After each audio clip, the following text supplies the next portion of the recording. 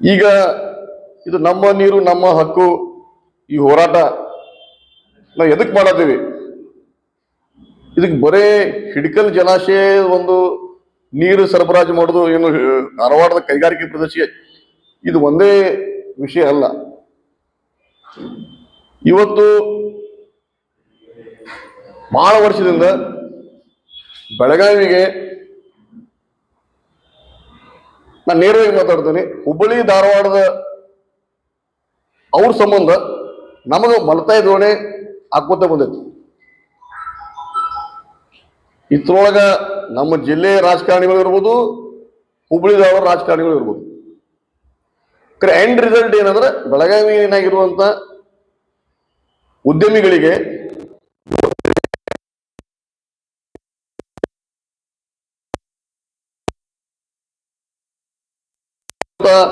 ನಾವು ಬರೀ ಹೆಸರಿಗೆ ಇವತ್ತು ಪ್ರಾದೇಶಿಕ ಆಯುಕ್ತರ ಕಚೇರಿ ಐತಿ, ನಾವೊಂದು ರೀಜನಲ್ ಹೆಡ್ ಕ್ವಾರ್ಟರ್ ಇದ್ದೀವಿ, ಡಿವಿಷನ್ ಹೆಡ್ ಕ್ವಾರ್ಟರ್ ಇದ್ದೀವಿ.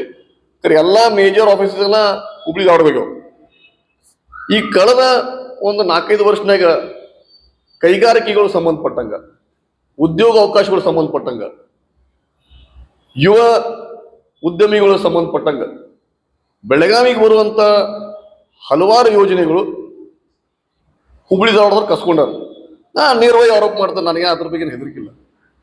ಇವತ್ತು ಬೆಳಗಾವಿ ಇರ್ಬೋದು, ಹಾವೇರಿ ಇರ್ಬೋದು, ಕೊಪ್ಪಳ ಇರ್ಬೋದು, ಗದಗ ಇರ್ಬೋದು, ಬಾಗಲಕೋಟೆ ಇರ್ಬೋದು, ಬಿಜಾಪುರ ಇರ್ಬೋದು, ನಾವೇನು ಉತ್ತರ ಕರ್ನಾಟಕದವ್ರು ಅಲ್ಲೋ ಇಲ್ಲೋ ಪ್ರಶ್ನೆ ಮಾಡೋದು ಒಂದು ಸವಾಲಾಗೈತೆ. ಇವತ್ತು ಬರೀ ಉತ್ತರ ಕರ್ನಾಟಕದ ಬರೀ ಹುಬ್ಳಿ ಧಾರವಾಡಿನ ನನ್ನ ಸರ್ಕಾರಕ್ಕೆ ಪ್ರಶ್ನೆ ಕೇಳ್ತೀನಿ. ಎಲ್ಲ ಯೋಜನೆಗಳು ಹುಬ್ಳಿ ಧಾರವಾಡ ಕೊಡ್ತೀರಿ. ಇದು ನಮ್ಮ ನೀರು ಹಕ್ಕು ಹೋರಾಟ ಬರೀ ಬರೀ ನೀರಿನ ಹೋರಾಟ ಅಷ್ಟಲ್ಲ, ಬಹಳಷ್ಟು ವಿಷಯನಾಗ ಇವತ್ತು ನಮ್ಮ ಜನರಿಗೆ, ನಮ್ಮ ಯುವ ಪೀಳಿಗೆ ಅನ್ಯಾಯ ಆಗೈತಿ. ಅದು ಯುವ ಉದ್ಯಮಿಗಳಿಗೆ ಬಹಳಷ್ಟು ಅನ್ಯಾಯ ಆಗೈತಿ. ಅದ್ರ ಬಗ್ಗೆ ನಾವು ಇದು ಹೋರಾಟ ಮಾಡಿದ್ವಿ. ಆಮೇಲೆ ಈ ಲಾಸ್ಟ್ 4-5 ವರ್ಷನಾಗ ಸ್ಟಾರ್ಟ್ಅಪ್ ಆಕ್ಸಿಲೇಟರ್ಸ್ ಇರ್ಬೋದು, ಸ್ಟಾರ್ಟ್ಅಪ್ಸ್ ಅಂದ್ರೆ ಹೊಸ ಉದ್ಯಮಿಗಳಿಗೆ ಸ್ಟಾರ್ಟ್ಅಪ್ಸ್ ಆಕ್ಸಿಲೇಟರ್ಸ್ ಇರ್ಬೋದು, ಬೇರೆ ಬೇರೆ IIIT ಇರ್ಬೋದು, artificial intelligence excellence centre Belgaum ಬರುತ್ತು, ಅದನ್ನ ಅಲ್ಲಿ ಹೋಗಿದ್ರು. ಸ್ಟಾರ್ಟ್ಅಪ್ ಕೆಲವು ಯೋಜನೆಗಳು ಇಲ್ಲಿ ಬರುತ್ತು, ಅದನ್ನು ಹುಬ್ಳಿ ಧಾರವಾಡ ಹೋಗಿದ್ರು.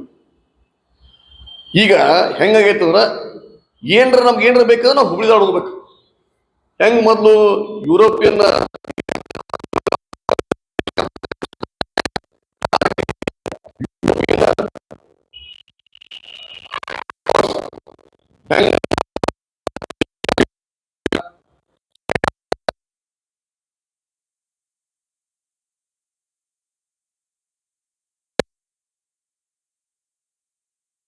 ಪರಿಸ್ಥಿತಿ ಇವತ್ತ ನಾವು ಕರ್ನಾಟಕದ ನಾವು ಕನ್ನಡ ತಾಯಿ ಮಕ್ಕಳು, ನಾವು ಮಲತಾಯಿ ಮಕ್ಕಳು ಅನ್ನುವಂಥ ಪರಿಸ್ಥಿತಿ. ಯಾಕಂದ್ರೆ ನಮ್ಮಲ್ಲಿ ಇರುವಂತ ನ್ಯಾಚುರಲ್ ರಿಸೋರ್ಸಸ್ ಇವ್ರಿಗೆಲ್ಲ ಬೇಕು. ಇವತ್ತು ನಾನೆಲ್ಲ ನಿಮ್ಮ ಮಾಧ್ಯಮ ಸ್ನೇಹಿತರಿಗೆ ಹೇಳ್ತೀನಿ, ಹುಬ್ಳಿ ಧಾರವಾಡನಾಗ 1 ಯೂನಿಟ್ ಕರೆಂಟ್ ಉತ್ಪಾದನೆ ಆಗಂಗಿಲ್ಲ. ಹೆಸ್ಕಾಂ ಕಚೇರಿ ಅಲ್ಲಿ ಕೊಟ್ರಿ ನೀವು, KPTCL ಮೇನ್ ಲೈನ್ ಅಲ್ಲಿ. ಬೆಳಗಾವಿ ಡಿಸ್ಟ್ರಿಕ್ಟ್ನಾಗ, ಬಾಗಲಕೋಟೆ ಡಿಸ್ಟ್ರಿಕ್ಟ್ನಾಗ, ಬೆಳಗಾವಿ ಡಿಸ್ಟ್ರಿಕ್ಟ್ನಾಗ 800 ಮೆಗಾವಾಟ್ ಮೇಲೆ ನಾವು ಶುಗರ್ ಫ್ಯಾಕ್ಟ್ರೀಸ್ ಮತ್ತು ಇಂಡಾಲ್ ಮುಖಾಂತರ ಪವರ್ ಜನರೇಷನ್ ಆಗ್ತದೆ. ಅದೇ ರೀತಿ ಬಾಗಲಕೋಟ್ನಾಗ ಎಷ್ಟು ಶುಗರ್ ಬೇಕು ಅಲ್ಲೆಲ್ಲ ಪವರ್ ಜನರೇಷನ್ ಆಗ್ತದೆ. ಪ್ರತಿಯೊಂದಕ್ಕೂ ನಾವು ಹೋಗ್ಬೇಕು ಹುಬ್ಳಿ ಧಾರವಾಡ. ಅದಕ್ಕೆ ಏನು ನಾವೇನು ಕಲೋನಿಯಲ್ ರೂಲ್ನಾಗ ಅದೇವು ಇಲ್ಲೋ ಅಂತ ಒಂದು ಪ್ರಶ್ನೆ ನಿರ್ಮಾಣ ಆಗೈತಿ. ಇವತ್ತಿಂದನ ವಿಷಯ ನಿಮ್ಗೆಲ್ಲರಿಗೂ ಹೇಳ್ತೇನೆ. ಮೊನ್ನೆ ನಡೆದಂತ ಕೇಂದ್ರ ಬಜೆಟ್ನಾಗ 2 ಹೊಸ ರೈಲ್ವೆಗಳನ್ನ ಅನೌನ್ಸ್ ಮಾಡಿದ್ರು, ನಮೋ ಟ್ರೈನ್ಸ್. ಇವತ್ತು ನರೇಂದ್ರ ಮೋದಿ ಅವರು, ಕರ್ನಾಟಕ ಬಿಜೆಪಿದವರು, ಬೆಳಗಾವಿ ಜಿಲ್ಲೆದವರು ಬಿಜೆಪಿಗೆ ವೋಟ್ ಹಾಕ್ಯಾರೋ ಇಲ್ಲೋ, ಬಿಜೆಪಿಗೆ ವೋಟ್ ಹಾಕಿ ಬಿಜೆಪಿ MP ಆರ್ಸ್ ತಂದರು ವಿಚಾರ ಮಾಡ್ಬೇಕು. ಇವತ್ತು ನಮೋ ಟ್ರೈನ್ ಹುಬ್ಬಳ್ಳಿಯಿಂದ ದಾವಣಗೆರೆ, ಬೆಂಗಳೂರಿಂದ ಮೈಸೂರು, ಬೆಳಗಾವದವ್ರು ನಾವೇನು ಸತ್ತೇವೇನು? ಬಾಗಲಕೋಟದವ್ರು ಸತ್ತಾರ? ಎಲ್ಲದಕ್ಕೂ ನೀವು ಬರೀ ಹುಬ್ಳಿ ಧಾರವಾಡ ಅಂತೀರಿ.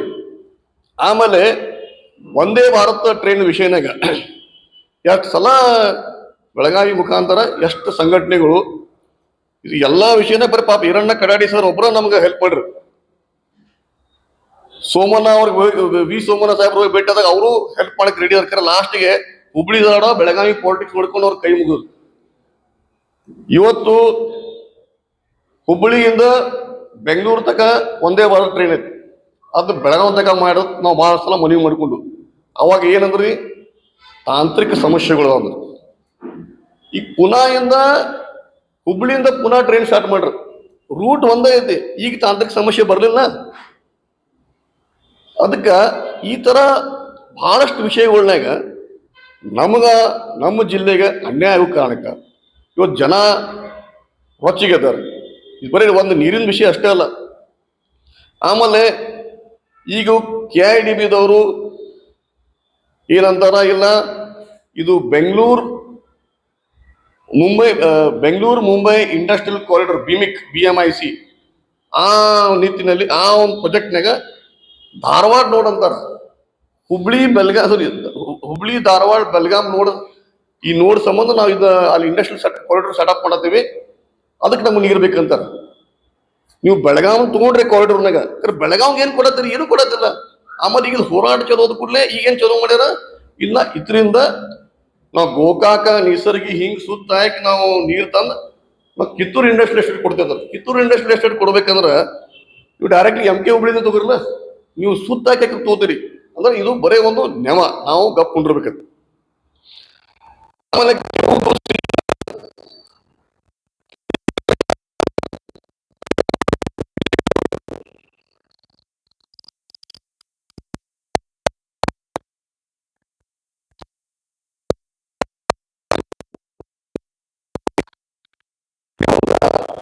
ಜವಾಬ್ದಾರಿ ಬೆಳಗಾವಿ ಮಹಾನಗರ ಪಾಲಿಕೆ ಇವತ್ತು ಬೆಳಗಾವಿ ಮಹಾನಗರ ಪಾಲಿಕೆನಾಗ ಇರೋರು ಯಾರು BJPದವ್ರು ಅಧಿಕಾರನಾಗ ಇದ್ದಾರೆ ಇಲ್ಲಿವರೆಗೆ ಇಷ್ಟೆಲ್ಲ ಹೋರಾಟ ಆದರೂ ಮೇಯರು ಡೆಪ್ಯೂಟಿ ಮೇಯರು ಕಾರ್ಪೊರೇಟರ್ಸು ಇದ್ರ ಬಗ್ಗೆ ಒಂದು ಎಮರ್ಜೆನ್ಸಿ ಮೀಟಿಂಗ್ ಕರೆದು ಇದ್ರ ಬಗ್ಗೆ ತಮ್ಮ ವಿರೋಧ ವ್ಯಕ್ತಪಡಿಸಿ ಒಂದು ರೆಸೊಲ್ಯೂಷನ್ ಪಾಸ್ ಮಾಡುವಂತ ಒಂದು ಇವ್ರಿಗೆ ಕಾಮನ್ ಸೆನ್ಸ್ ಇಲ್ಲ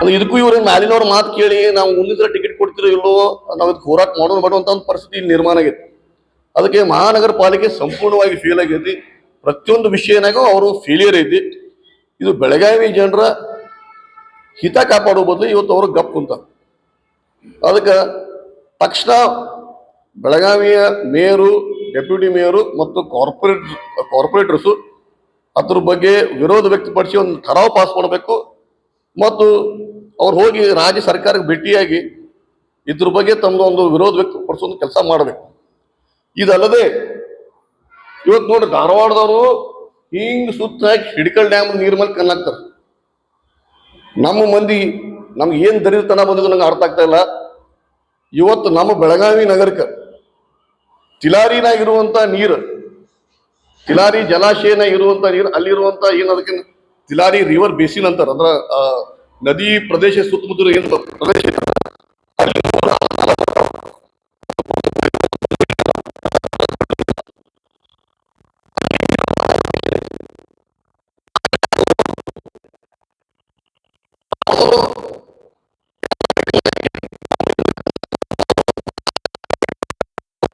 ಇವತ್ತು ಬೆಳಗಾವಿ ಎಲ್ಲಾ ಪ್ರದೇಶನಾಗ ಪ್ರತಿಯೊಂದು ಏರಿಯಾನಾಗ 24/7 ನೀರ್ ಐತಿ ಇಲ್ಲ ಹೆಸರಿ 24/7 ಐತಿ ಒಂದೊಂದ್ ಕಡೆ 3 ದಿವಸ ನೀರಿಲ್ಲ ಒಂದೊಂದ್ ಕಡೆ 7 ದಿವಸ ನೀರು ಬರ್ತಾ ಇಲ್ಲ BJP ಕಾರ್ಪೊರೇಟರ್ ಕತ್ತಿ ಕೈ ಆದ್ರೆ ಪ್ರಶ್ನೆ ಮಾಡ್ತಾನೆ ಇನ್ನು ಎಲ್ಲಾನು ನೀವು ನಿಮ್ ಶಾಸಕರ ಮಾತು ಕೇಳಿ ನೀವು ಮುಂದೆ ಹೆಜ್ಜೆ ಇಡೋರು ಅದ್ರ ಸ್ಪಷ್ಟವಾಗಿ ಹೇಳ್ರಿ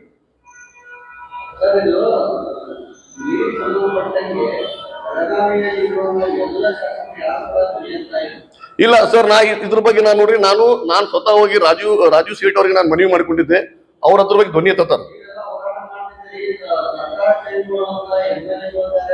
ಅವರು ಪ್ರಶ್ನೆ ಸರ್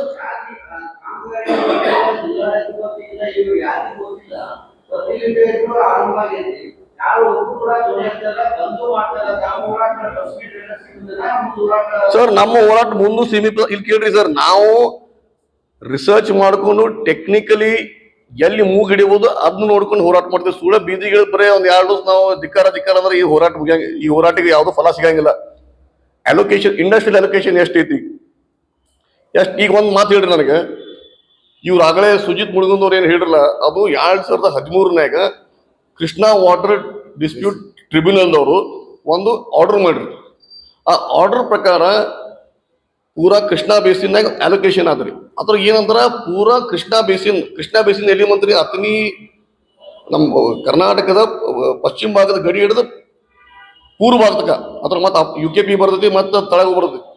ಅಂದ್ರೆ ಸುಮಾರು ಒಂದು 13-14 ಜಿಲ್ಲೆಗಳು ಬರ್ತಾವ. 13-14 ಜಿಲ್ಲೆನಾಗ 4 TMC ಮಾತ್ರ ಕೈಗಾರಿಕೆ ಪ್ರದೇಶಗಳ ಸಂಬಂಧ ಅಲೋಕೇಶನ್ ಮಾಡ್ಯಾರ. ಅಂದ್ರೆ 12-13 ಜಿಲ್ಲೆನಾಗ 4 TMC ಫಾರ್ ಇಂಡಸ್ಟ್ರಿಯಲ್ ಪರ್ಪಸ್. ಅದ್ರೊಳಗೆ ಇವರು 0.58 TMC ಬರೀ ಧಾರವಾಡ ಕೊಡ್ತಾರ. ನನಗೊಂದು ಮಾತು ಹೇಳ್ರಿ, ಇವತ್ತು ಬೆಳಗಾವಿನಾಗ ಇರುವಂತ ಕನಕ್ಲಾಗ ಮಾತ್ರ 0.13 TMC ಕೊಟ್ಟಾರ. ಬಾಕಿ ಕೈಗಾರಿಕೆ ಪ್ರದೇಶಗಳಿಗೆ ಇವತ್ತು ನಮ್ದು ಉದ್ಯಮಬಾಗ್ ಇರ್ಬೋದು, ಮತ್ಸ್ಯ ಇರ್ಬೋದು, ಹೊನಗ ಇರ್ಬೋದು, ಆಟೋ ನಗರ್ ಇರ್ಬೋದು, ಆಮೇಲೆ ಕಂಗರಾಳಿ ಇರ್ಬೋದು, ಕಾಕ್ತಿ ಇಂಡಸ್ಟ್ರಿ ಎಸ್ಟೇಟ್ ಇರ್ಬೋದು, ಇವು ಎಷ್ಟು ಅಲೋಕೇಶನ್ ಮಾಡ್ಯಾರು KIDB ಇಂದ. KIDB ಕೇಳ್ರಿ ಏನಂತಾರೆ, ಈಗ ಇಲ್ಲ SSI ಸ್ಮಾಲ್ ಸ್ಕೇಲ್ ಇಂಡಸ್ಟ್ರಿಯಿಂದ ಬರೋದು. ಆಯ್ತಪ್ಪ, SSI ದವ್ರು ನೀವು ಎಷ್ಟು ಮಾಡಿರಿ? ಏನೂ ಮಾಡಿಲ್ಲ. ಎಲ್ಲ QWS ಮೇಲೆ ಹಾಕ್ಬಿಟ್ರೆ QWS ಒಂದು ಹನಿಯಲ್ಲಿ ನೀರು ಕೂಡ ಆಗ್ತಿರಲ್ಲ. ಯಾವಾಗ ನಮ್ಮ ಜಿಲ್ಲೆದವ್ರಿಗೆ ನಮ್ಮ ಜಿಲ್ಲೆ ಇರುವಂತ ಕೈಗಾರಿಕೆ ಪ್ರದೇಶಗಳಿಗೆ ನೀರಿನ ಅಲೋಕೇಶನ್ ಇಲ್ಲ, ಹೊರಗೆ ಹೆಂಗೆ ನೀವು ಪೂರೈಕೆ ಮಾಡ್ತೀರಿ?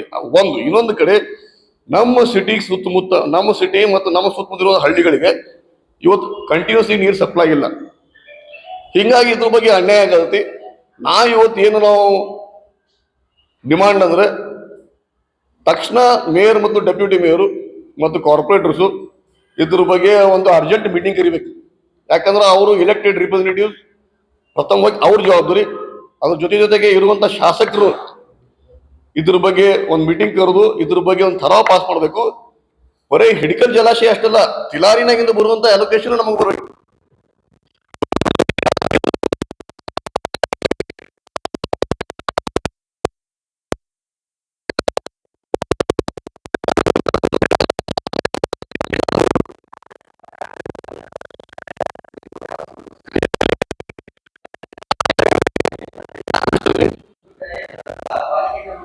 ರಾಂಗ್ ಹೇಳ್ಯಾರ ಅವರು. ಅದು ಅವ್ರು ತಮ್ಮ ನೌಕರಿ ವಿಶ್ವಾಸ ಹೇಳ್ತಾರೆ ಅವರು. ಅದಕ್ಕೆ ನಾ ಏನ್ ಹೇಳ್ತೇನ್ರಿ, ಇವತ್ತು ನಾನು ಕುಂತ ನಾವು 2-3 ವರ್ಷ ಇದ್ರ ಬಗ್ಗೆ ಇಮಿಡಿಯೇಟ್ಲಿ ಪ್ರೆಸ್ ಮೀಟ್ ಮಾಡಿಲ್ಲ. ಇದ್ರ ಬಗ್ಗೆ ಕುಂತ ಸ್ಟಡಿ ಮಾಡ್ಕೊಂಡು ರಿಸರ್ಚ್ ಮಾಡ್ಕೊಂಡು ಇವತ್ತು ಕುಂತ ನಾವು ಮಾತಾಡ್ತೇವೆ. ಕಾಮಗಾರಿ ಪ್ರಾರಂಭ ಐತಿ. ಕಾಮಗಾರಿ ಈಗ ಒಂದು ನಿಲ್ಲಿಸ್ತಾರ, ಪ್ರಶಾಸನ ಮತ್ತೆ ಚಾಲೂ ಮಾಡತಾರ.